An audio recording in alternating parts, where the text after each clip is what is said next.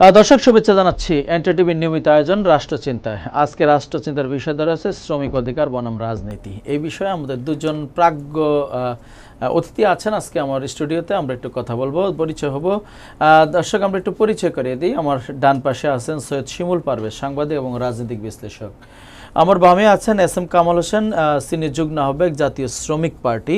দুজন অতিথিকে ধন্যবাদ জানাই। আমরা আজকে কথা বলবো শ্রমিক অধিকার এবং বনাম রাজনীতি নিয়ে। আসলে নিশ্চয়ই জানি বিশাল এক শ্রমবাজার, সেই শিকাগো থেকে আজকের বাংলাদেশ 150 বছরের শ্রমিকদের অধিকার নিয়ে কাজ করছে শত শত সংগঠন বাংলাদেশেও আছে। সত্যিকার অর্থে সেই শ্রমিকদের সংগঠন থাকা সত্ত্বেও আমরা অধিকার নিয়ে আজও কাজ করছি, কথা বলছি, বাস্তবায়ন হচ্ছে না।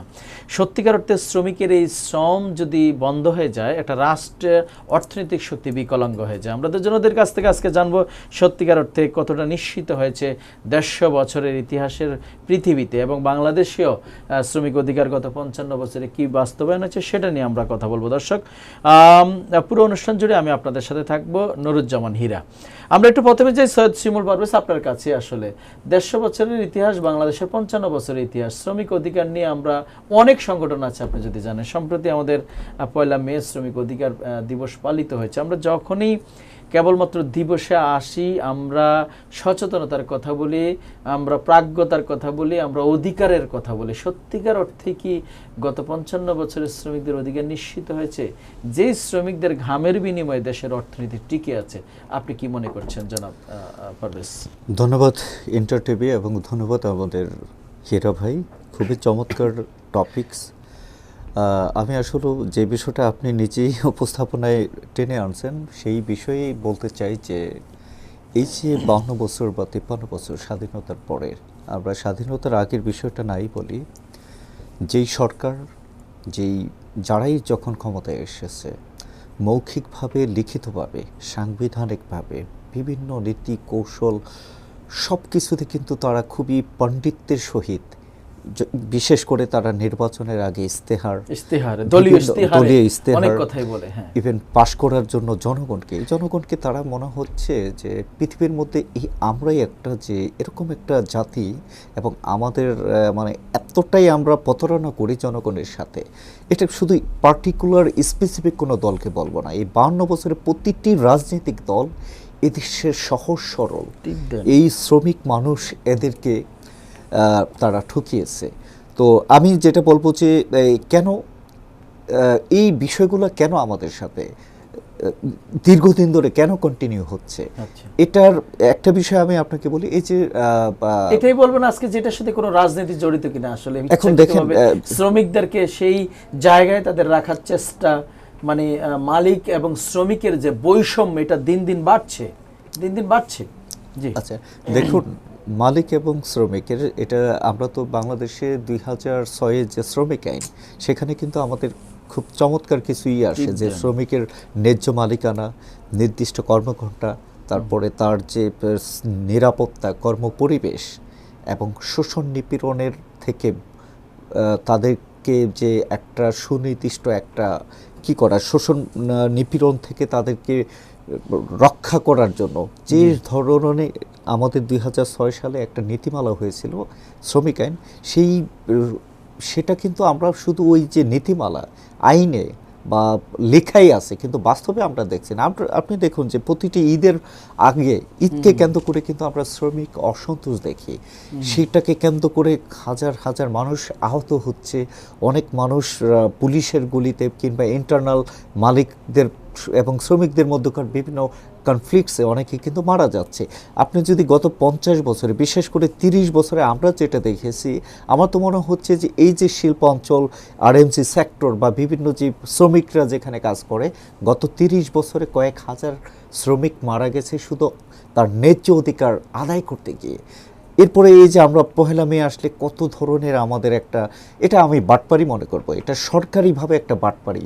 হ্যাঁ, প্রতিটি সরকার এই বাটপাড়ির সাথে জড়িত, মানে পুরো তারা তখন শ্রমিকের জন্য পুরো, যেরকম আপনাকে একটু বলি যে অনুষ্ঠানের জন্য বাজেটও রাখে, আসলে হ্যাঁ, সরকারিভাবে বাজেট হ্যাঁ, রাখে। তো এই বাজেট যদি এইভাবে লোক না দেখানো- অপচয় করে যদি তাদের স্বাস্থ্য সেবা, তাদের মান উন্নয়ন, দক্ষতা বৃদ্ধিতে কাজে লাগা, তো রাষ্ট্র অনেক দূরে এগিয়ে রাষ্ট্র যেত। অনেক দূরে জি, এগিয়ে ধন্যবাদ। আমরা আপনার কাছে আবারও আসবো। আমরা একটু জানতে চাই এস.এম. কামাল হোসেন আপনার কাছে, শ্রমিকের সংখ্যা প্রায় 2024 সালের বিবিএস এর তথ্য অনুযায়ী আপনার প্রায় 7,35,00,000 আমাদের প্রায় শ্রমিক বলতে সব ধরনের শ্রমিকে, যারা শ্রমের বিনিময়ে আপনি অফিস করছেন, অফিস শ্রমিক, আপনি নির্মাণ শ্রমিক, আপনি পোশাক শ্রমিক, সবই শ্রমিকের আওতায়। 34% নারীর জন্য সঠিক কর্ম পরিবেশ আসলে আমরা দেখছি না বা দেখি না অনেক সময়। তাদের স্বাস্থ্য নিয়ে, যে শ্রমিকদের স্বাস্থ্য নিয়ে একটা বিশাল আপনার ব্যত্যয় আছে।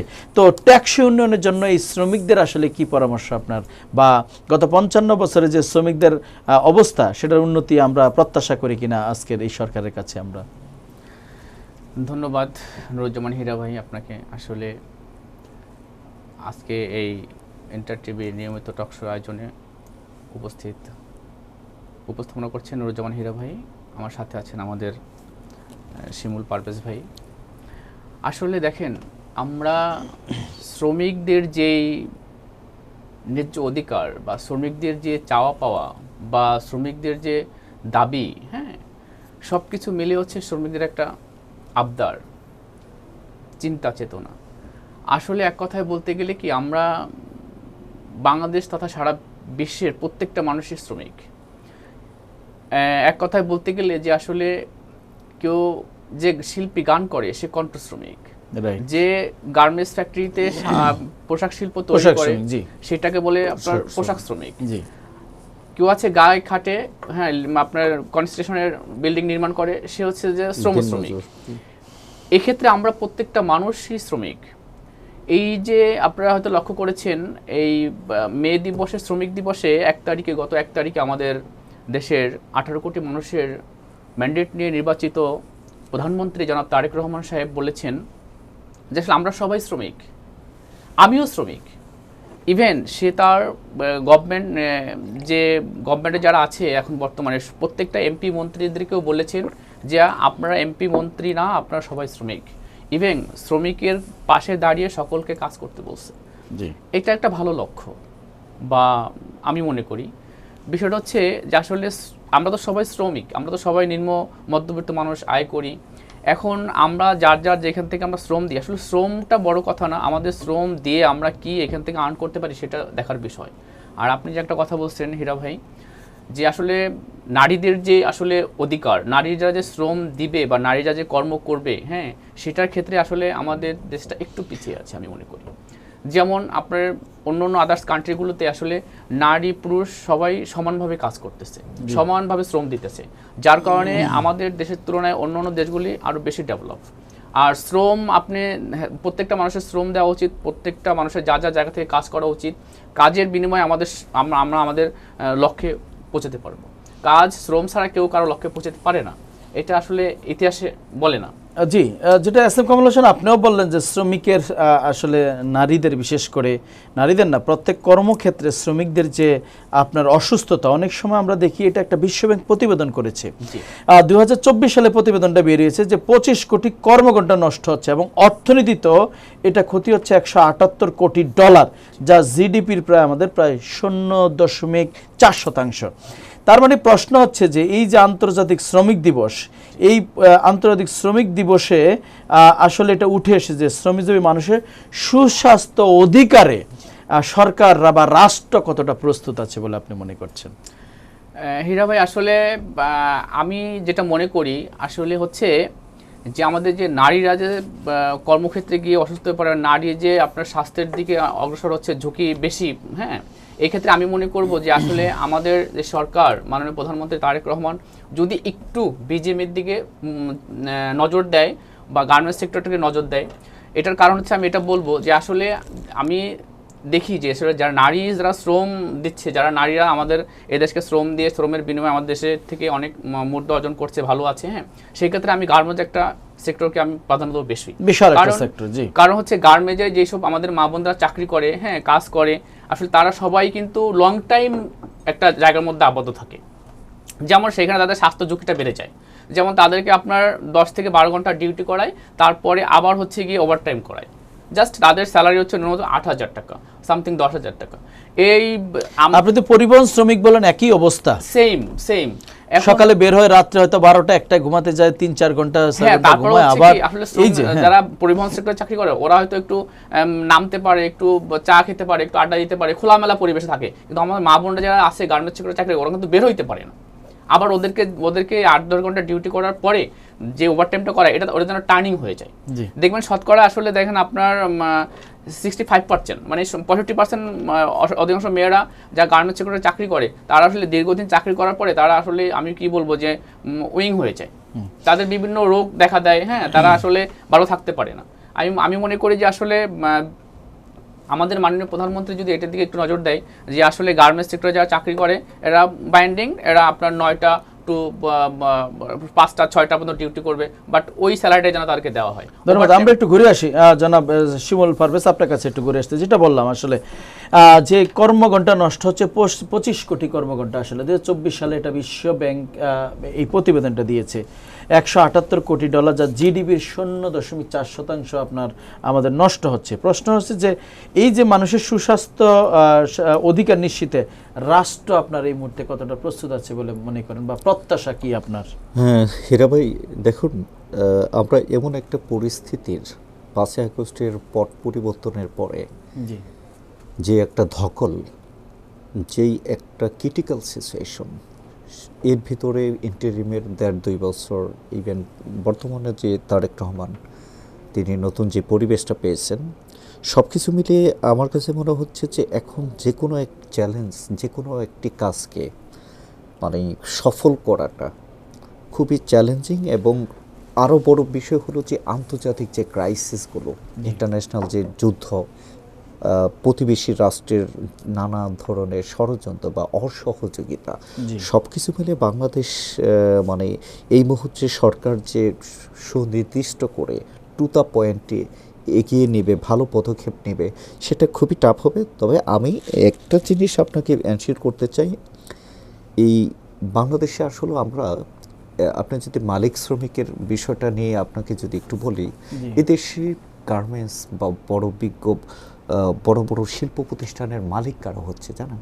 এদেশের অধিকাংশ শিল্প প্রতিষ্ঠান বা রাজনৈতিক ব্যক্তি যারা হলো এই সমাজের সবচেয়ে খারাপ মানুষগুলো, নষ্ট মানুষগুলো, দুর্নীতিপরায়ণ মানুষগুলো, এই দুর্নীতিবাজরাই হাজার হাজার কোটি টাকা সরকারের মাধ্যমে, বিভিন্ন মাধ্যমে ব্যাংক থেকে লুট করে তারাই পরবর্তীতে হয় গার্মেন্টসের মালিক হচ্ছে, না হলে বড় বড় ইন্ডাস্ট্রির মালিক হচ্ছে। এখন দেখুন, let's think outside the box.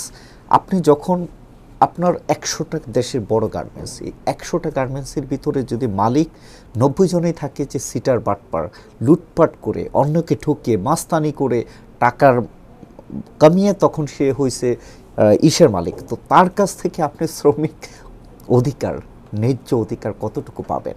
তো সরকারকে আসলে এই বিষয়টা নিয়ে আসলে ভাবতে হবে যে কেন সৎ ব্যবসায়ী, ভালো ব্যবসায়ীরা যারা শ্রমিক এবং মালিকের দূরত্ব কমায়, ভালো সুসম্পর্ক বজায় রাখে, এরা কেন এদেশ টিকে থাকতে পারে না? এবং সৎ ব্যবসায়ীরা কিন্তু এই সকল দুর্নীতিবাজ, ক্ষমতাসীন এই যে রুলিং পার্টির যারা ক্ষমতাকে ব্যবহার করে, তারা কিন্তু অনেক এদেশ থেকে, আমি অনেক সাক্ষ্য, অনেক কিছুর প্রমাণ দিতে পারবো যে এদেশে সৎ ব্যবসায়ীরা টিকতে পারে না, এদেশে সৎ আমলা, সৎ সরকারি চাকরিজীবীরা টিকতে পারে না। এই দেশটা এখন চলছে, যেই সরকার ঘুরে পুরে যারা আসছে বাটপারদের দখলে যাচ্ছে। তো এখন মাননীয় প্রধানমন্ত্রী তারেক রহমান, যে একটা ইউরোপের তিনি দীর্ঘ সময় ছিলেন, তার ভিতরে ডেফিনেটলি একটা ইউরোপের একটা অ্যাপ্রোচ দেখতেছি, এটাকে আমি সাধুবাদ জানাই। কিন্তু বিষয় হলো যে ইউরোপের সাথে যেই বিষয়টা যায়, ইউরোপের মানুষের মস্তিষ্কের সাথে, ইউরোপের চিন্তা ভাবনার সাথে যেই জিনিসটা সহজে যায়, আমাদের মতো একটা ক্রপটের জাতি বা আমাদের এই তৃতীয় বিশ্বের এই মানে উন্নয়নশীল দেশে সেই অ্যাপ্রোচটা, সেই অফারটা, আমি যদি খুলেই বলি আপনাকে, এই যে কার্ড দিচ্ছে, এটাকে আমি ভালোভাবেই দেখি।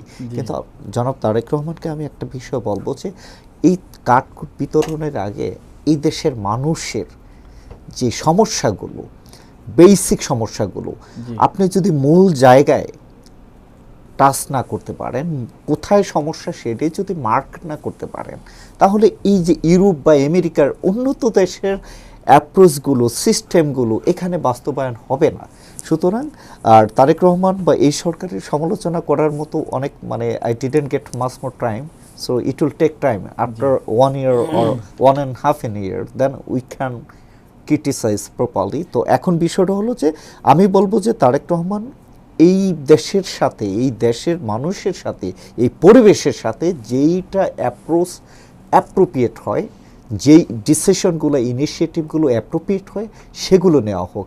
কাটকে আমি ব্লেম করি না, কিন্তু আমি মনে করি যে উদ্যোগতি এখন কিছুটা আপনি নিশ্চয়ই জানেন যে প্রত্যেকটা দ্রব্যমূল্যের দাম বেড়ে গেছে, এতে শ্রমিকদের তো মানে বিশাল একটা প্রভাব পড়বে। এতে এইটা সরকারকে নিয়ন্ত্রণ করতে এখন দেখুন আপনাকে নিম্ন মধ্যবিত্ত নিম্ন আয়ের মানুষের একটা বিশাল আমাদের বাংলাদেশে নিশ্চয়ই আপনি জানেন। দেখুন আমি যদি আপনার এই পয়েন্টে বলি, আপনিও সাংবাদিক বা এই সংশ্লিষ্ট জগতে আছেন, আমিও এই দেশের সেনাবাহিনী থেকে শুরু করে দিনমজুর প্রত্যেককেই বাজার করতে হয়, বাজারে যেতে হয়, তাই না? কম বেশি আমরা যাই। তো বাজারে গিয়ে যে বাস্তবতা লক্ষ্য করি, আপনাকে একটা প্রসঙ্গ করি, এই যে মাত্র 1 সপ্তাহ আগে কি পরিমাণ মানে ওই যে যেখানে ফুয়েল নেয় কি পরিমাণ ভিড় ছিল, কত মানে ধরনের মানে সংঘর্ষ হতো প্রতিদিন। ইভেন এটাকে কেন্দ্র করে কয়েকজন লোক সারা দেশে মারাও গেছে এই বিষয়গুলোকে। তো এখন কিন্তু সেটা নেই। এখন হলো এই সিন্ডিকেট থেকে কিভাবে আপনি বের হবেন। আমি আবারও এখানে একটু ফাঁকে বলে যাই, জনাব তারেক রহমানের উচিত হবে এই সকল কাটকুট বিতরণের আগে তারেক রহমানের উচিত হলো এই দেশের যে স্বরাষ্ট্র মন্ত্রণালয় আছে, ল এনফোর্সমেন্টের যেই বিষয়গুলো গুরুত্ব দিয়ে এ দেশকে সবার আগে সিন্ডিকেট ভাঙতে হবে। সিন্ডিকেট ভাঙতে না পারলে এই যে দেখেন আমি যে প্রসঙ্গটা আপনাকে বলছিলাম, কি ধরনের হানাহানি, এতটা আমরা মনে হয় 6 ঘন্টা দাঁড়িয়ে পর্যন্ত তেল নিতে পারি নাই, অনেকে 2 দিন 3 দিন সারা রাত কাটিয়েছে, তারপরেও তেল নিতে পারে না। কিন্তু এই যে যখনই সিন্ডিকেট দেখলো যে তাদের দাবিটা, তেলের দামটা বাড়িয়ে দিল, এখন দেখলাম যে পুরো খালি। তো এটা কি ধন্যবাদ। আমরা একটু ঘুরে আসি আমাদের আরেকজন অতিথি জনাব এস.এম. কামাল হোসেন, আপনার কাছে যাই। যেটা বললেন সিন্ডিকেট ভাঙতে হবে, তেলের সিন্ডিকেট ইতিমধ্যে নিশ্চয়ই আপনি জানেন যে তেল গত সরকার 15 বছর আমরা দেখেছি, বিশেষ করে এমনও বলতে শুনেছি সিন্ডিকেটদের হাত অনেক লম্বা। আমরা বলতে চাই সরকারের চেয়ে সিন্ডিকেটের হাত লম্বা, এই সরকার কি এই সিন্ডিকেটের হাত থেকে, কবল থেকে মুক্তি পাবে বলে মনে করছেন আপনি? আপনাকে ধন্যবাদ নুরুজ্জামান হীরা ভাই। আসলে আমার ভাই শিমুল পারভেজ ভাই বলেছেন যে আসলে আমি একটু কথা বলি, বিশেষ হচ্ছে সিন্ডিকেট বলতে আসলে কিছুই নেই। আমার ভাই শিমুল ভাই যে কথাটা বলেছেন, শিমুল পারভেজ ভাই, আসলে সিন্ডিকেট আমরা বলতে একটা আমাদের একটা অ্যানালাইসিস হয়ে গেছে, একটা বলি হয়ে গেছে। আসলে আপনার দেখেন শুধু বাংলাদেশ নয়, এই যে তেলের যে ঊর্ধ্বগতি, তেলের যে দামটা যে বাড়ানো, হ্যাঁ, এটা হচ্ছে আসলে এই আমাদের যে আপনার ইরান বা আপনার হচ্ছে ইসরায়েল যুদ্ধের সারা বিশ্বে যে হরমুজ থেকে যে আমাদের শিপগুলি আটকে আছে, আর সারা পৃথিবীতে আপনার হচ্ছে যে 75% প্লাস হ্যাঁ তেল আমদানি হয় ইরান থেকে। তো এই যে আমদানি করে এখন আপনার যদি একটা প্রোডাক্ট যদি আপনি বিদেশ থেকে যদি, তেল তো আমাদের দেশের কোনো খনিজ নেই, সম্পদ নেই, তেল তো আমাদের খনিজ সম্পদ না, এখন এটা তো আমাদের বাইরে থেকে কিনতে হয়। এখন সেই ক্ষেত্রে আমরা বাইরে থেকে যদি এটা যে আপনার ইনপুট না করতে পারি, আমাদের দেশে যদি একটু ট্র্যাজেডি হয়, তো সেই ক্ষেত্রে তো আসলে সরকারের কোনো দায়বদ্ধতা নাই। তার মানে আপনি বলছেন যে আন্তর্জাতিক বাজারে যুদ্ধের কারণে তেলের দাম বাড়ছে এবং সমস্যা তৈরি হচ্ছে, কিন্তু আমরা দেখছি তো আন্তর্জাতিক বাজারে তো তেলের দাম কমেছে এবং ইরান ইসরায়েল যুদ্ধের কারণে নতুন করে তো তেল আসছে না, আগে যে তেলটা ছিল। তো এখন দাম বাড়ানোর কারণে এখন সেই লাইন বা সেই অরাজকতা সেটা নাই। তার মানে কি এখানে স্পষ্ট নয় এতে যে এখানে সিন্ডিকেট কাজ করছে, তারা এখন দাম বাড়তি হওয়ার কারণে আবার সকল কিছু স্বাভাবিক হচ্ছে। জি, আমি একটু বলি আপনাকে, আমি খোলামেলা করে বলি। বিষয় হচ্ছে যে হ্যাঁ, সিন্ডিকেট বলতে কি বোঝায়, যেমন আপনার যখন টার্নিং বেশি হয়, যখন আমদানিটা কমে যায়, আপনার ইউজটা বেশি হয়, সেই ক্ষেত্রে আমাদের একটা গ্যাপ থাকে। আবার আমাদের দেশে আসলে কিছু মানুষ আছে যারা আসলে দেশটাকে সবসময় মানে দেশটাকে আপনার একটা উচ্ছৃঙ্খল বা একটা এলোমেলো পরিস্থিতি তৈরি করার জন্য সবসময় বসে, মানে সংকট থেকে সুবিধা নেওয়ার, থেকে সুবিধা নেওয়ার অপেক্ষায় থাকে। অপেক্ষায় হ্যাঁ, দেশটা কিভাবে এলোমেলো হবে।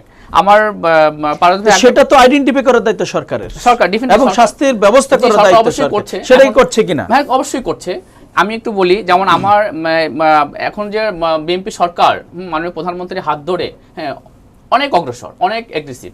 বিষয় হচ্ছে, আমার পারভেজ ভাই একটা কথা বলেছে যে আসলে সরকার আগামী দিনগুলোতে দেশকে এগিয়ে নিয়ে যেতে পারবে কিনা। আসলে হীরা ভাই, আমরা দেখেছি আপনার যুদ্ধের পরে, ৭১-এর পরে হ্যাঁ এদেশের কিন্তু অগ্রযাত্রা, এদেশকে এগিয়ে নেওয়ার ক্ষেত্রে সর্বক্ষণিক ভূমিকা ছিলেন আমাদের এই দেশের গণতন্ত্রের প্রবক্তা শহীদ প্রেসিডেন্ট জিয়াউর রহমানের, হ্যাঁ স্বাধীনতার ঘোষক।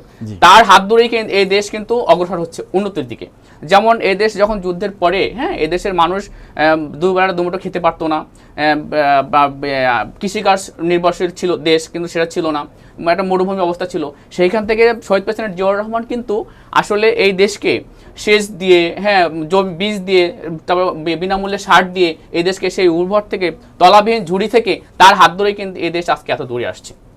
ইভেন এই দেশটা আপনার এই আমরা দেখেছি যে আপনার ২৪শে গণঅভ্যুত্থানের যে সরকার, ফ্যাসিস্ট সরকার যে দেশ থেকে পালিয়ে গেছে, এই সরকার এসে বঙ্গবন্ধুর আমল থেকে এসে এই দেশটাকে একটা মানে টার্নিং পয়েন্টের ভিতরে নিয়ে গেছে। যেমন শেখ হাসিনা আসলে সে তার যে সরকার, আওয়ামী লীগ সরকার আমলে তার আমলাতন্ত্র, মিনিস্টার, এমপি সকলকে নিয়ে এই দেশকে ইন্ডিয়ার কাছে বিক্রি করে দিয়ে তার সবাই ভালো থাকার চেষ্টা করছে। এখন আবার তত্ত্বাবধায়ক ছিল আমাদের প্রধান উপদেষ্টা ডক্টর ইউনূস সাহেব, উনি একজন আপনার ব্যবসায়িক, আপনার কূটনীতি চিন্তাবিদ, সারা পৃথিবী তার একটা সম্মান আছে। সেইখান থেকে সে এসে একটু দেশটাকে ভালোর দিকে নিয়ে যাচ্ছিল। সেখান থেকে আমরা দেশের সাধারণ মানুষ কি করছি দেখেন, ইউনূস সাহেব আসলে যে কদিন সরকারে ছিল, হ্যাঁ ১৭-১৮ মাস ছিল মেবি, এই ১৮ মাসের মধ্যে মনে হয় যেন ১৮০০ দিনই আপনার হচ্ছে গিয়ে আপনার আন্দোলন ছিল। আমাদের এই দেশটা আমাদের সকলকে মিলে ভালো রাখতে হবে। শ্রমিক, মেহনতি মানুষ, সবাইকে নিয়ে, হ্যাঁ সবাই নিয়ে আমাদের ভালো থাকতে হবে, সবার মাধ্যমে ভালো থাকতে হবে। একা কোনোদিন সরকারের পক্ষে একা সম্ভব না এই দেশকে অনেক দূরে নিয়ে যাওয়া। সরকারকে সবাই আমরা গাইড দিতে হবে, হেল্প করতে হবে, সরকার আমাকে সময় দিতে হবে যে আসলে কি করে দেখি। জি, এস এম কামাল হোসেন যেটা বললেন যে সরকার এবং বিরোধী দলের অর্থাৎ একটা আন্তরিকতা যদি থাকে তাহলে দেশকে আসলে এগিয়ে নেওয়া যায়, শুধু বিরোধের খাতিরে বিরোধিতা না। আমরা কি আসলে এই সংসদে সেটা পাবো? সরকারি দলের এবং বিরোধী দলের যে ভূমিকা। হীরা ভাই, আমি একটু খুবই পলাইটলি আমার এস এম কামাল ভাইয়ের সাথে দ্বিমতটা আগে পোষণ করি। কামাল ভাই প্রথমে অস্বীকার করেও লাস্টে আবারও মানে বিষয়টাকে স্বীকার করেছেন একটু, এই যে সিন্ডিকেট বলতে মানে বিভিন্ন যারা দুষ্টু চক্র বলতেই সিন্ডিকেটটা। আচ্ছা কামাল ভাইকে যদি আমি প্রশ্ন রাখি, যে আপনি বললেন যে ইন্টারিম গভর্নমেন্টের যে ডক্টর ইউনূস, তাকে একটা দিনও শান্তিতে রাখে নাই, এবং এটা কিন্তু স্পষ্ট হয়েছে এটা কারা রাখে নাই। এটা কিন্তু একটা পরিকল্পিত সিন্ডিকেটের মাধ্যমে আন্দোলনগুলো হচ্ছে যাতে নির্বাচনটা খুব দ্রুত দেওয়া হয়, এবং সেটা কিন্তু আমাদের বর্তমান স্বরাষ্ট্রমন্ত্রী সংসদে তার স্বয়ং ভাষণে স্পষ্ট যে আমরা যদি এই বিষয়ে এগ্রি না হই তাহলে হয়তো নির্বাচন বিলম্বিত হয়। এই কারণে তো সুতরাং এগুলো পার্ট অফ সিন্ডিকেট। আরেকটা বিষয় আপনাকে বলি, আপনি তো স্বরাষ্ট্রমন্ত্রী একা আপনার স্বরাষ্ট্রমন্ত্রীর দিকে তাকাইলে বা স্বরাষ্ট্রকে দোষারোপ করতে হবে না। আরেকটা বিষয় বলি কামাল ভাই, আপনার সময় আমি কথা বলি নাই, আপনি আমাকে একটু কথা বলতে দেন, পরে আবার বললেন। বিষয় হলো সিন্ডিকেট নাই কেন, আপনি দেখুন দেশটা একটু ভালো জায়গায় যাবে এটা পছন্দ করে না। আচ্ছা আমাকে বলতে দেন, যখন তেলের নিয়ে হাহাকার, মারামারি, বিভিন্ন ভয়ঙ্কর অসন্তোষ প্রত্যেক জায়গায়, আপনার প্রত্যেকেই সাক্ষ্য জানেন, যে তখন কিন্তু আমরা মিডিয়াতে এবং সমগ্র Bangladesh including capital city BNP নেতার ওখানে তার বাসায় হিউজ পরিমাণে কি পাইলো বিজেপি বা পুলিশ, ডিজেল পাচ্ছে, তেল পাচ্ছে, এটা পাচ্ছে। ইভেন একটা খুবই প্যাথেটিক ঘটনা, এক বিএনপি নেতার বাসায় এই পরিমাণে তেল রাখছে, তার এক বাচ্চা 3 বছরের বাচ্চা পড়ে মারা গেছে। এই ঘটনা আমাদেরকে নিউজ ম্যান হিসেবে করতে হয়েছে। বিএনপি চেয়ারপারসনের উপদেষ্টা জনাব হাবিবুর রহমান হাবিব, তিনি কিন্তু অভিযোগ করছেন যে ঘরে ঘরে পুকুরে পুকুরে অকটেন পেট্রোলের চাষ করছে জামাত, অর্থাৎ বোঝাচ্ছে জামাত এটাকে মজুতদার করে রাখছে, তার কারণে দাম বেড়ে গেছে, আসলে দাম বাড়াতে বাধ্য হয়েছে। এখন বিষয় কি, আপনি এটাকে কোনভাবে দেখছেন? দেখুন আমি কিন্তু কিছুদিন আগে অন্য একটা টেলিভিশনে এই বিষয়ে ফ্যাক্ট চেকিং নিয়ে, যেহেতু আমি নিজেও মিডিয়াতে কাজ করি, আমি ফ্যাক্ট চেকিং করে থাকি। আজকাল দেখা যাচ্ছে, আপনাকে শুরুতেই বলি, ময়মনসিংহের ঘটনায় ইন্টারিম গভর্নমেন্টের সময়ে মাঝামাঝিতে হঠাৎ main stream media with link সহ, প্রমাণ সহ নিউজ করলো যে যুবদল নেতা কৃষকের পুকুর এবং ধান, পুকুরের মাছ এবং ধান দখল করে নিয়ে গেলেন প্রত্যেক। এখন এটা সহ্য করতে না পেরে দেখলাম যে বিএনপি ছাত্রদল, ইভেন ইনক্লুডিং মিডিয়া উইংও, মিডিয়া সেলও, যে ওটাকে ওই সেম ফটোকার্ডটাকে জামাত নেতার ছবি দিয়ে যে জামাতে, এটা হচ্ছে কি, এটা যেরকম বিএনপি করে অনেকাংশে জামাতও করে। বিষয়টা হলো যে এই যে ব্লেম গেমটা, এটা কিন্তু ভয়ঙ্করভাবে বর্তমান সময়ে বাংলাদেশে যত সমস্যাগুলো আছে এর মধ্যে সবচেয়ে অন্যতম বড় সমস্যা হলো এই যে সোশ্যাল মিডিয়ায় গুজবটা, মিথ্যা ফটোকাট করে তৈরি করা। আপনি দেখছেন যে মাননীয় প্রধানমন্ত্রীর কন্যাকে নিয়ে, তাকে নিয়ে যে নগণ্য জঘন্য, আমি তো অনেক প্রতিবাদ করি সোশ্যাল মিডিয়ায়, কিন্তু আমি কিন্তু কখনো ওই ছবিটা, মাননীয় প্রধানমন্ত্রী এবং জাইমা রহমানের ওই ছবিটা আমি প্রতিবাদ করার জন্য ওইটা আমি ফেসবুকে দিতে পারি নাই, কারণ আমার কাছে এতটা মনে হচ্ছে যে এতটা কালপিট হতে পারে যারাই করছে। তো মেন বিষয় হলো যে এই যে হাবিবুর রহমান বলেন, বলেন, এগুলো কিন্তু রাজনৈতিক বক্তব্য। বাস্তবতা কি হচ্ছে, একজন সংবাদকর্মী হিসেবে আমি, বা এই যে আন্দোলিব রহমান পার্থ ভাইয়ের দলে, পার্থ ভাই আজকে হয়তো, পার্থ ভাই আমার ছোট ভাই নুরুল হক নুরু, এরা যে কথাগুলো বলতেছে, কিন্তু এগুলো কিন্তু তাদের সাথে যায় না। তা আমি সবসময় ভাবতাম এই পার্থ ভাই সাদাকে সাদা, কালাকে কালা, কিন্তু পার্থ ভাইকে আমি দেখতেছি এখন শেষ সাদাকে কালা বলতেছে, কালাকে সাদা বলতেছে। যদি দুই একটা উদাহরণ যদি দেন, অসংখ্য উদাহরণ আছে এই বিষয়গুলো। আজকে যেহেতু আমাদের শ্রমিকের বিষয়টা একটু যাই, তো মেন বিষয় হলো যে যেটা আমি বলতেছিলাম আপনাকে, এই যে রাজনৈতিকভাবে হাবিব ভাই যেটা বলছে, এই বিষয়গুলো এখন রাজনৈতিক বক্তব্য, একটা গুজব থাকে সর্বোচ্চ 12 ঘন্টা পরেই কিন্তু সেটা আবার ফ্যাক্ট চেকিং হচ্ছে। আগে কিন্তু এত ফ্যাক্ট চেকিং ছিল না, এখন কিন্তু দেখবেন অধিকাংশ বড় বড় মিডিয়া ফ্যাক্ট চেকিং একটা ডিপার্টমেন্ট করছে। তো পরে তারা ওইটা, ইভেন বর্তমানে পিআইবিও ফ্যাক্ট চেকিং করছে, সবাই ফ্যাক্ট চেকিং করে দেখাচ্ছে। তো এখন ওইটা জামাত করতেছে না বাস্তবে বিএনপি করতেছে, এটা কিন্তু একটা বিষয়। চাঁদাবাজের বিষয়টা নিয়ে সারা দেশে কি হচ্ছে, আপনি যতই বলেন, জামাত শিবির নিয়ে যদি বলেন যে জামাত শিবির চাঁদাবাজি করে, এটা আপনি এটা যদি সিএনএন, আল জাজিরা দিয়েও রিপোর্ট করে আনেন, এদেশের মানুষ কিছু সময়ের জন্য টল করতে পারেন, বাট বাস্তবে তারা এটা বিশ্বাস করবে যে জামাত শিবিরের 71-এর ঝামেলা আছে, অন্য অন্য ঝামেলা থাকতে পারে, বাট জামাত শিবির যে চাঁদাবাজি বা এই সকল নোংরামি করে না, এই বিষয়গুলোতে একমত থাকবে সবাই। ধন্যবাদ দর্শক, আমরা ছোট্ট একটা বিরতির পর ফিরে আসছি। আমরা কথা বলছিলাম শ্রমিকের অধিকার বনাম রাজনীতি। দুজন বিজ্ঞ অতিথি আমাদের সাথে উপস্থিত আছেন। সৈয়দ শিমুল পারভেজ, সাংবাদিক এবং রাজনৈতিক বিশ্লেষক। আমাদের সাথে আছেন এস.এম. কামাল হোসেন, সিনিয়র যুগ্ম আহ্বায়ক, জাতীয় শ্রমিক পার্টি। আমরা সাথেই থাকুন, ফিরে আসছি অল্প কিছুক্ষণের মধ্যে আবার।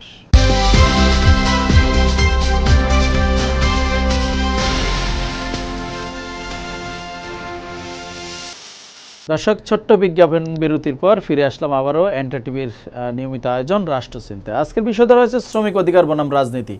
আজকে এই বিষয়ে কথা বলছেন আমাদের সাথে দুজন অতিথি উপস্থিত আছেন। সৈয়দ শিমুল পারভেজ, সাংবাদিক ও রাজনৈতিক বিশ্লেষক। কথা বলছেন এস.এম. কামাল হোসেন, সিনিয়র যুগ্ম আহ্বায়ক, জাতীয় শ্রমিক পার্টি। আমরা একটু যাই, জনাব কামাল আহমেদ, আপনার কাছে একটু যেতে চাই।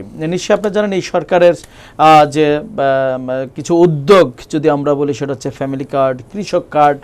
আমরা একটু বলতে চাই, কৃষক কার্ডের অনেকগুলো সুযোগ সুবিধা আছে, বিনামূল্যে সার, তাদের ঋণ ইত্যাদি ইত্যাদি। আপনি কি মনে করছেন সত্যিকার অর্থে কৃষক কার্ড দিয়ে কৃষকের প্রকৃত উন্নয়ন হবে বলে আপনি মনে করছেন? আসলে আপনাকে ধন্যবাদ রুজ্জামান হীরা ভাই।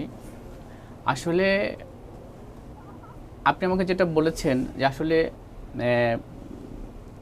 এই গভর্নমেন্ট, বিএনপি সরকার, আমাদের দেশনায়ক জনাব তারেক রহমান মাননীয় প্রধানমন্ত্রী, আসলে উনি যে উদ্যোগটা নিয়েছেন, আসলে আমি ওনাকে উদ্যোগটাকে সাধুবাদ জানাই। যে আসলে কৃষক কার্ড একটা ভালো উদ্যোগ, বিনামূল্যে সার একটা ভালো উদ্যোগ, আমাদের গ্রামে আছে জেলে কার্ড, একটা ভালো উদ্যোগ। আসলে এই উদ্যোগগুলো ভালো, কিন্তু যে এই উদ্যোগটা, এইটা দিয়েই যে একটা মানুষ ভালো থাকতে পারবে বা স্বাবলম্বী হতে পারবে, বিষয়টা এমন না। কিন্তু তারপরেও আসলে আপনার যে কোনো একটা সমস্যার সমাধানটা আপনার রুট লেভেল থেকে করতে হয়। হ্যাঁ, আপনার মধ্যবর্তী স্থান বা আপার লেভেল থেকে কিন্তু সমস্যার সমাধান হয় না। আর আমাদের দেশে যতগুলো সমস্যা আছে সবকিছু কিন্তু রুট লেভেল থেকে উঠে আসে, সেগুলো আস্তে আস্তে রুট লেভেল থেকে আস্তে আস্তে একসময় বড় রূপ ধারণ করে। হ্যাঁ, সেই জন্য এখন আপনার দেখা যাচ্ছে যে আপনার অনেক ফ্যামিলি আছে যে একটা কৃষক কার্ড পেয়ে সে অনেক ভালো আছে, হ্যাপি। আবার অনেক ফ্যামিলি আছে যে কৃষক কার্ড না, তাকে আর আপনি যদি আরো অনেক কিছু দেন, একটা বিল্ডিং করে দেন, সে খুশি না। হ্যাঁ, তো এখন একটা সরকার বা একটা দায়িত্বে যারা আসে, সেই সরকারের সম্ভব না যে আসলে জনে জনে গিয়ে একটা বিল্ডিং করে দেওয়া। সেই চেষ্টা করতে জনাব এহসান কামাল হোসেন, এটা কি করা যেত কিনা যদি আজকের কৃষক কার্ডের বিনিময়ে বদল অন্য হ্যান্ডে যদি আমরা বলি, আপনার কৃষকের আধুনিক যন্ত্রপাতি, বিজ্ঞানসম্মত যন্ত্রপাতি, তাদের প্রশিক্ষণ, তাদের সুযোগ সুবিধা, ব্যাংক ঋণের ব্যবস্থা, যেহেতু কৃষি প্রধান দেশ, এটা যদি করা যেত এই কার্ডের চেয়ে ওটা ভালো হতো কিনা? এই কৃষি প্রধান দেশে কৃষকদের ন্যায্য অধিকারে তাদের যে পণ্য উৎপাদন করে যে তাদের বিক্রি করার জন্য সঠিক পন্থা, সেই জিনিসগুলো যদি নজর না করা হয়, সত্যিকার অর্থে কৃষকের মানোন্নয়ন হবে বলে মনে করছেন? আমাদের যে বর্তমান যে সরকার, হ্যাঁ, মাননীয় প্রধানমন্ত্রী তারেক রহমানের যে সরকার, হ্যাঁ, সে আসলে চেষ্টা করছে, চাচ্ছে, আসলে তাকে আপনার সময় দিতে হবে। তো আপনার খুঁটিনাটি করে আস্তে আস্তে তো আপনার সময় দিতে হবে। যখন আপনার একটা এই কৃষি কার্ডটা দিয়েছে, এই কৃষক কার্ডটা একটা মানুষকে দিয়েছে, সে ভালো আছে, তারপরে সে কৃষক কার্ড পেয়ে তার জন্য আপনি ইঞ্জিনিয়ারিং ইনস্টিটিউট খুলবে বা তার জন্য আরও ডেভেলপ কিছু করবে, সে কৃষি উপর গবেষণা করবে, গবেষণা ইনস্টিটিউট খুলবে। তারপরে আমাদের যে বন্ধ হয়ে যাওয়া বিগত সরকারের আমলে, ফ্যাসিস্ট সরকারের আমলে যে বন্ধ হয়ে যাওয়া মিল অনেকগুলো কলকারখানা, শিল্প, পাট শিল্প, প্রধানমন্ত্রী বলেছে যে আমি আস্তে আস্তে করে, অলরেডি তার মিনিস্টারদেরকে বলেও দিয়েছে যে তোমরা একটা একটা করে সবাই আমরা বন্ধ মিল ফ্যাক্টরিগুলো খুলে দিবে। তো এইটা তো আস্তে আস্তে ধাপে ধাপে করতে হবে। আমি যদি মনে করি যে হোসেন মৃত্যুর বিয়ে, এটা তো সম্ভব না। আমার সরকারকে বা গভর্নমেন্টকে সময় দিতে হবে। আমি একটু যে সরকার আসুন সময় দিতে হবে, সরকারকে কাজ করার জন্য সুযোগ দিতে হবে। ইভেন আমরা যারা আছি এদেশের 18 কোটি জনগণ সবাই মিলেমিশে, হ্যাঁ, এই সরকারকে সহযোগিতা করতে হবে। সহযোগিতার মাধ্যমে আমাদের দেশটা এগিয়ে যাবে। এখন আমরা যদি হুটহাট করে বলি যে এটা করলে ভালো হলো না, এটা করলে ভালো হলো না, আসলে একটা জায়গা থেকে আপনি যে চেয়ারটাতে বসে আছেন, সেই চেয়ারটার মর্মটা আপনি বুঝতেছেন আসলে চেয়ারটা কি। চাঁদাবাজি কি বৈধ কিনা? এই যে রাস্তাঘাটে আমরা সামনে ঈদ আসছে, নিশ্চয়ই আপনি জানেন ঈদুল আজহা, রাস্তাঘাটে প্রচুর গরুর ট্রাক ঢুকে যাবে আসবে, এতে করে যে রাস্তাঘাটে যে অবৈধভাবে যে টাকাটা তোলা হয়, এই যে চাঁদাটা তোলা হয়, এটা কি বৈধ কিনা? আমরা অনেকে বলতে শুনেছি এটা আসলে বৈধ, এই সমঝোতার মাধ্যমে নিলে বৈধ, এটা কি আপনি মনে করছেন? আসলে আমি বলি যে এটা একটা মানুষ থেকে চাঁদা নেওয়া, জোর করে টাকা নেওয়া, এটা কখনোই বৈধ না। আর এই যে এখন সামনে কুরবানি, হ্যাঁ, ঈদুল আজহা আসছে, এর মধ্যে দেখা যাচ্ছে অনেক গ্রামের অনেক মোফাসসিরের মানুষ ট্রাকে ভরে ভরে সারা বছর কষ্ট করেছে, একটা কৃষক তার গরুটাকে নিয়ে আসতেছে, ট্রাক থামিয়ে আমি যে হুট করে একটা টাকা নেই, আসলে এটা আমি এটার পক্ষে না, এবং এটা মোটেও ভালো না। এটা হ্যাঁ চাঁদার মধ্যেই আসলে এইটা আসলে আমরা বাঙালি তো আসলে আমাদের একটা মানুষের উপরে জোর জুলুম করতে করতে অভ্যস্ত হয়ে গেছি। এটা আমার পার্সোনালি ব্যক্তিগত এটা হ্যাবিট, হ্যাঁ, এটা সরকারি কিছু না। সরকার কিন্তু কাউকে বলে না তুমি চাঁদাবাজি করো। সরকার যুবদল, ছাত্রদল, স্বেচ্ছাসেবক দল যারা আছে কাউকে বলে না, কোনো নেতাকে বলে না চাঁদাবাজি। সরকারকে তো সঠিক উদ্যোগ এবং সেই নিতে হবে। আমার সরকার প্রত্যেকটা যেখানে দলের কোনো কর্মী নির্মিত প্রাণ, শুধু পদধারী নেতা না, যদি একটা সাধারণ কর্মীও যদি কারো মাথায় বাড়ি দেয়, কারো কাছ থেকে যদি আপনার টাকা নেয়, চাঁদা নেয়, সাথে সাথে অ্যাকশন নিচ্ছে। জি, আমরা একটু ফিরে আসি শিমুল ফরোজ আপনার কাছে। কৃষক কার্ড যদি আমরা একটু বলি, কৃষি দেশ বাংলাদেশ, সত্যিকার অর্থে এই কৃষক কার্ডে কি সত্যিকার অর্থে কৃষকের ন্যায্যতা, প্রাপ্যতা, অধিকার আধুনিক মননে এগিয়ে যেতে পারবে? এটা দিয়ে আপনি ধন্যবাদ বা কি করা হীরা ভাই।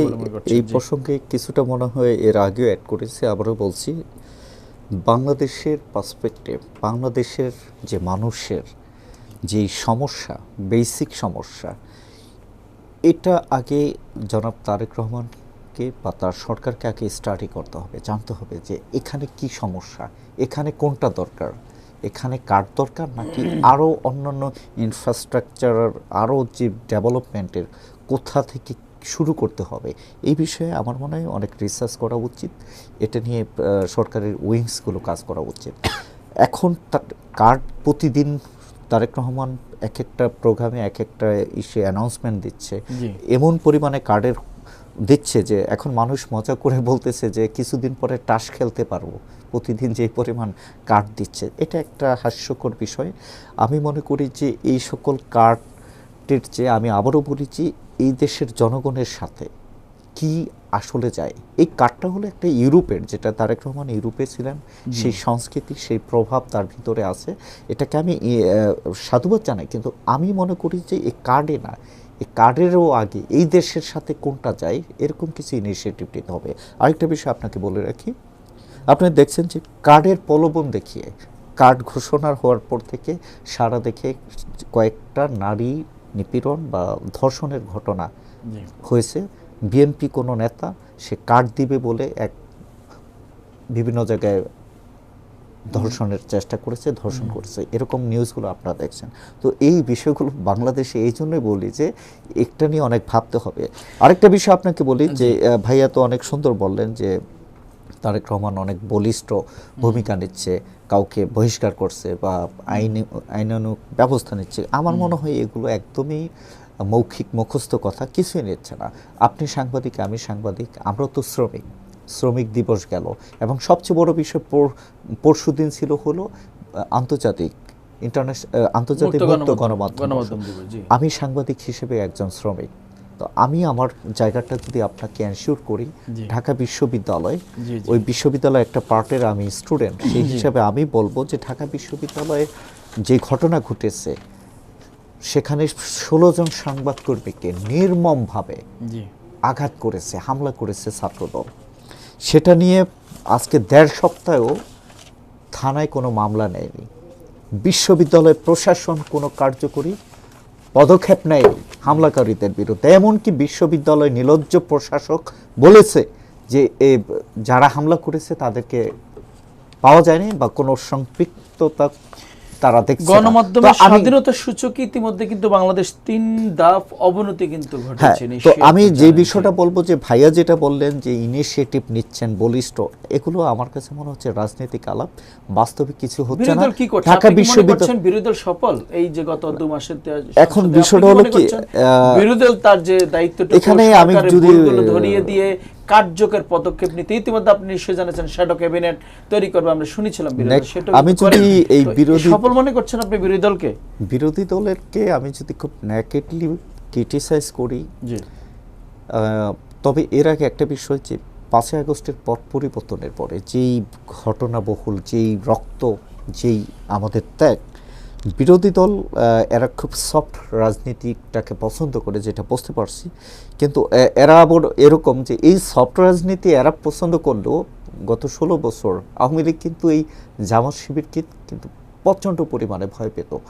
তো আমি যেটা বলতে চাই যে সেই জামাত শিবির এখন প্রতিটি মানুষ, ইভেন আমরাও টকশোতে গিয়ে সমালোচনা করতেছি যে জামাত আসলে কি, মানে বিরোধী দল হিসেবে যেইভাবে বলিষ্ঠভাবে যে প্রতিবাদটা করা দরকার, সেটা জামাত খুবই সুমধুর কণ্ঠে, খুবই মৃদু ভাষায়, খুবই মেনমেন করে বলতেছে। এটা আমার কাছে খুবই, আমাকে অনেকে হয়তো সত্য উদ্ঘাটন করতে গেলে, ফ্যাক্ট চেকিং করতে গেলে অনেক সময় বিএনপির বিপক্ষে যায়, এই জন্য একটা বিশাল পোর্শন আমাকে জামাত শিবিরও আখ্যায়িত করে। কিন্তু বাস্তবে জামাত শিবির আমি না, মূলত কোনো একটা ঘটনাকে সত্য কোনটা সেটা করতে গেলে হয়তো এটা বিএনপির বিপক্ষে, জামাতের পক্ষে যায়। আমি বলতে চাই যে জামাত আসলে সম্পূর্ণই ব্যর্থ, যে অন্তত দেশের এই সিচুয়েশনে যেইভাবে সরকারকে গাইড দেওয়া উচিত, সমালোচনা করা উচিত, যেইভাবে ভুল ধরিয়ে বলিষ্ঠভাবে মাঠে নামা উচিত, এটা জামাত ধারা একদমই হচ্ছে না। আমি হতাশ। অন্তত জামাত এই বিষয়গুলো যে এতটা মিনমিন করবে, এটা জামাতের ধারা অন্তত সম্ভব বলে আমি মনে হয় না। আমি এখন আপনাকে যেটা বলতে চাচ্ছি যে চাঁদাবাজির বিষয়টা, এস এম কামাল ভাই বললেন যে খুবই উদ্যোগ এবং জিরো টলারেন্সের মতো তারেক রহমান নিচ্ছেন, দেখছেন। আসলে এগুলো অত্যন্ত মিথ্যা এবং রাজনৈতিক আলাপ। আমি ক্রাইম রিপোর্টিং করি, আমরা প্রতিদিন প্রায় সময় আমাদের সাথে পুলিশের, ডিবি পুলিশ বলেন, সিআইডি বলেন, এদের সাথে আমাদের হয়, প্রেস ব্রিফিংয়ে ডাকা হয়। চাঁদাবাজির জন্য সর্বশেষ সম্ভবত 100 কতজন 150 গ্রেপ্তার হয়েছে, তালিকা তো আছে। তো এই আমরা রিপোর্টে দেখতেছি যারা গ্রেপ্তার হচ্ছে তারা কোনো না কোনো ইউনিট, কোনো না কোনো ওয়ার্ড কিংবা কোনো একটা মহানগরের দায়িত্বে আছেন, রাজনৈতিক পরিচয় আছেন। কিন্তু পুলিশ আমাদেরকে ইনে মিনে বলে যে কোনো সন্ত্রাসী, কোনো চাঁদাবাজিতে রাজনৈতিক পরিচয় থাকতে পারে না। আমি একটা বিষয় পুরো সবাইকে জানিয়ে দিতে চাই, যে পর্যন্ত না এই প্রশাসন, এই সরকার, এই মানে রুলিং পার্টি বলতে পারবে না যে হ্যাঁ ও শ্রমিক দল করে, ও ছাত্র দল করে, ও যুব দল করে, এবং পুলিশ যেদিন বলবে যে হ্যাঁ আমরা গ্রেপ্তার করেছি, ওনার রাজনৈতিক পরিচয় আছে, উনি বিএনপির এই পর্যায়ে, এবং সেটা পুলিশ যেদিন বলবে এবং এই দেশের আইন এবং সরকার যেদিন জিরো টলারেন্সে তাদেরকে দমন করবে, সেদিন বাংলাদেশ নতুন কিছু দেখবে।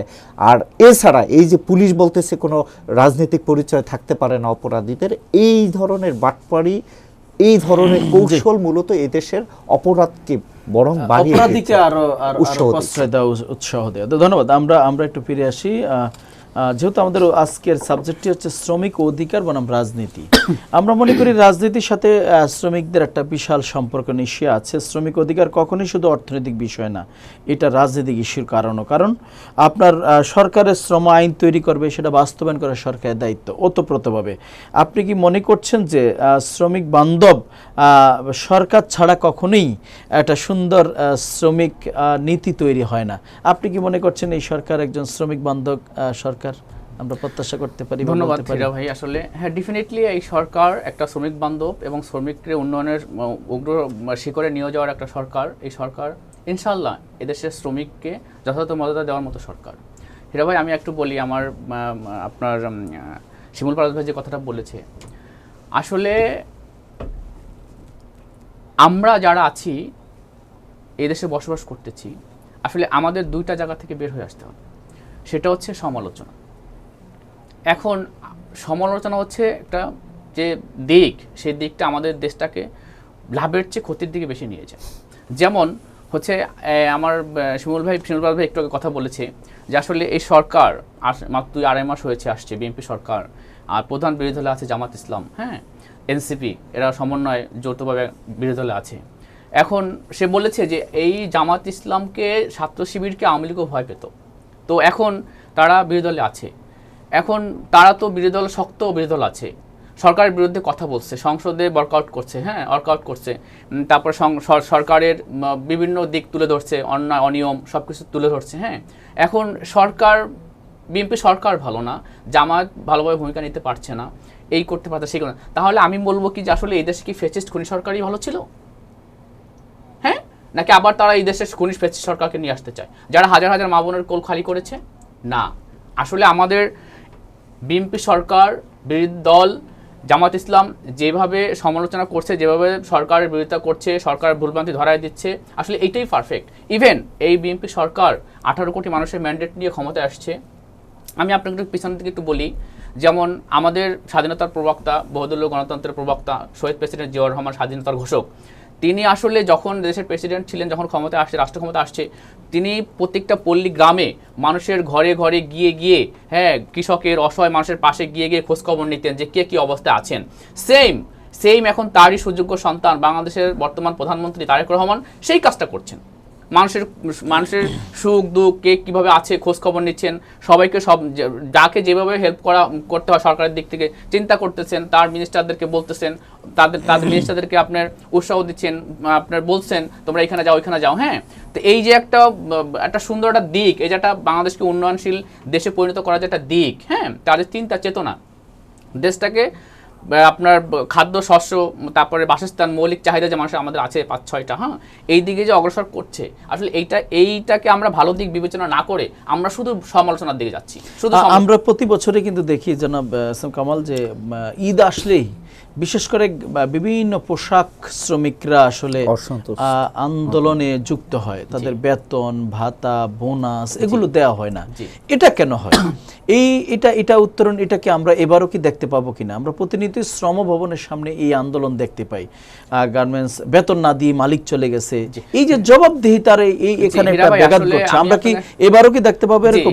আপনাকে ধন্যবাদ। আসলে এবার আর ওইবার নিয়ে কথা না, আসলে আমি যে প্রথমে বলেছি যে গার্মেন্টস যে সেক্টরটা, এই সেক্টরটা হচ্ছে বিজিএমের একটা সংগঠন, এটা সরকার নিয়ন্ত্রিত। ইভেন সরকার আসলে কিছু কিছু গার্মেন্টস ফ্যাক্টরি আছে যারা আসলে মালিকরা এটাকে আপনার আর্টিফিশিয়ালি করে। হ্যাঁ, ঠিক মতো আপনার গার্মেন্টস শ্রমিকের 2 মাসের স্যালারি 3 মাসের স্যালারি আছে, 2 মাসের দিচ্ছে, 1 মাসের দেয় নাই। এর মধ্যে একটু আপনার যারা গার্মেন্টস শ্রমিক আছে, গার্মেন্টস মালিক সমিতি আছে বা মালিকরা আছে, কিছু কিছু ফ্যাক্টরিতে এটা দেখা যায়। আর সেই ক্ষেত্রে দেখা যাচ্ছে শ্রমিকরা কি করে যে আসলে এই শ্রমিকদের মধ্যে কিছু উস্কানিমূলক শ্রমিক আছে যারা আপনার সরকারে ভ্যারি করে, সরকার বা একটা কূটনৈতিকভাবে একটা মানে আন্তর্জাতিকভাবে রাষ্ট্রকে বিপদগ্রস্ত করতে চায়, চক্র কাজ করে। সেই চক্রের মধ্যে এদের কিছু সদস্য থাকে। তো তারা এখন দেখে 3 মাসের স্যালারি আছে, আপনার মালিক পক্ষ 3 মাসের স্যালারি, এই জবাবদিহিতা এইটা তো নিশ্চিত করা সরকারের দায়িত্ব। আপনার মালিক সমিতি 3 মাসের দেখা যাচ্ছে মালিকদের কাছে 3 মাসের স্যালারি পাবে, 2 মাসের দিয়েছে, ওই 1 মাসের জন্য ওই কুচক্র মহলটা গ্যাঞ্জাম তৈরি করে দেয়, রাস্তায় নেমে আসে, সরকারের রাষ্ট্রীয় ভবন ভাঙচুর করে। সেই সুযোগ যদি তৈরি না করে গার্মেন্টস ফ্যাক্টরিগুলো বা মালিক পক্ষ যদি সেই সুযোগটা তৈরি না করে, এখন এটা শ্রমিকরা সেটা সুযোগটা পায় না। সেটার এই কিছুদিন আপনার সেটা থেকেও আপনার আমি আপনার আমাদের যে বাণিজ্য মন্ত্রী মহোদয় উনিও আপনার প্রধানমন্ত্রী মহোদয় ওনাকে বলছে, হ্যাঁ, যাতে বিজিএমের সাথে সমন্বয় করে এটা যাতে সামনে না হয়, আমার এই সরকার সেই চিন্তা ভাবনাও নিয়েছে যাতে কোনো ব্যাঘাত না ঘটে। ধন্যবাদ। একটু ঘুরে আসতে চাই জনাব পারভেজ আপনার কাছে, আপনি কি মনে করছেন এই ঈদও কি আমরা সেই একই চিত্র কি পুনরাবৃত্তি দেখতে পাবো কিনা? দেখুন, এটা নাও দেখা যেতে পারে যদি তারেক রহমান এখানেও একটা কার্ডের সিস্টেম করে দেন, যে গার্মেন্টস কর্মীদের জন্য যদি, যেহেতু সারা দেশে এখন প্রত্যেকটা ফ্যামিলি কার্ড বা কৃষক কার্ড প্রত্যেকটা জায়গায় দিচ্ছেন, এখানেও যদি কার্ডের মাধ্যমে স্পেসিফিক পার্টিকুলার ওয়ে যদি মনে করেন যে সমাধান আসতেও পারে, এটা বললাম এই বিষয়। কিন্তু বাস্তবতা কি জানেন, বাংলাদেশ, আমি একটু আগে বলেছিলাম যে এই দেশের যারা মালিক পক্ষ, যারা গার্মেন্টসের মালিক, কারখানার মালিক, শিল্প প্রতিষ্ঠানের মালিক, অধিকাংশ মালিকরাই আসলে দেশপ্রেমিক তো না, বরং তাদের উঠে আসাটা বিভিন্ন সময় লুটপাট করে নানাভাবে অবৈধভাবে তারা আসা। সুতরাং আপনি একজন ভালো মালিক যদি ভালো না হয়, মালিক যদি দেশপ্রেমিক না হয়, কর্মী বান্ধব না হয়, তাহলে আসলে এই আইন দিয়ে প্রচলিত কিছু ইনিশিয়েটিভ নিয়ে কোনো সরকারকে, এইখানে যদি আপনি আমেরিকার পার্ট বানিয়ে দেন, আমেরিকাও পারবে না, ইউরোপও পারবে না, কারণ আমাদের মূল সমস্যাটা ওখানে। আরেকটু বিষয় ভাইয়া যেহেতু বলছেন যে সমালোচনা করা যাবে না, এটা মনে হয় তিনি as a politician he is not suppose to deliver such language.